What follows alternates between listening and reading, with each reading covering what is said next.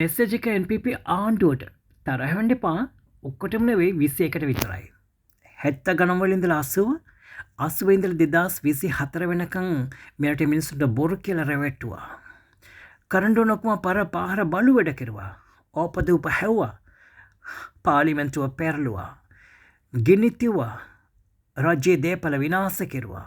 මිනිමෙරුවා. හයින්සක මිනිස්සුන්ව නැති කෙරුවා. මේ හැම දෙයක්ම කෙරුවේ බලය ගන්න ඕනේ කියලා. අන්තිමට 2024 බොරු කියලා මිනිස්සුන් රවටලා බලයත් ගත්තා. හැබැයි NPP ආණ්ඩුවට බෙරුව ගියා එක ගම් වතුරට ඔරොත්තු දෙන්න. දැක්කද රටේ මිනිස්සුන්ගේ වටිනාකම? සෝෂියල් මීඩියා එකේ ෆවර් එක ඔච්චර බලයක් ආණ්ඩුවටත් නැහැ. දැක්කද?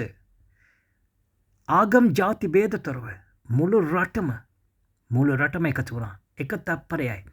ගං වතුර ආවයි කියලා ආරංචි විතරයි මුළු රටම එකතු වුණා. තරුණ කොල්ලෝ කෙල්ලෝ අම්මල තාත්තල සහෝදර සහෝදරියෝ ගෑණි දරුවෝ බැස්ස පාරට. කාට උදව් කරන්නද? අසන වෙච්ච ගං වතුරින් යට වෙච්ච ගම්මානවල මිනිස්සු බේරගන්න. හෙතකන් ආණ්ඩුව බුති. දෙකද සෝෂියල් මීඩියා එකේ ෆවර් එක මෙසේජ් එක විතරයි. රට පිරෙන බඩු මල්ලෝ. උන් කවදාවත් දේශපාලනය කෙරුවේ නැහැ.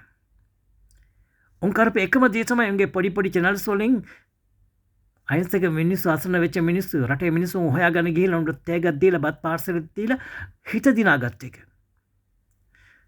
අන්න ඒ වටිනාකම තමයි මෙන්න මේ වෙලාවේ අපිට ප්‍රයෝජන උනේ. එක මෙසේජ් එක විතරයි දැම්මේ.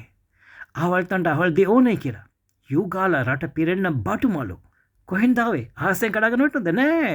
අපේ රටේ මිනිස්සු මාන්සේ හම්බ කරපු සල්ලි වලින් ඔය හිත දිනාගත්ත සෝෂියල් මීඩියා එකේ අපේ තරුණ කොල්ලෝ කෙල්ලුන්ට දීපු ඒ සහයෝගය තමයි මුළු රටටම පිහිට වුණේ.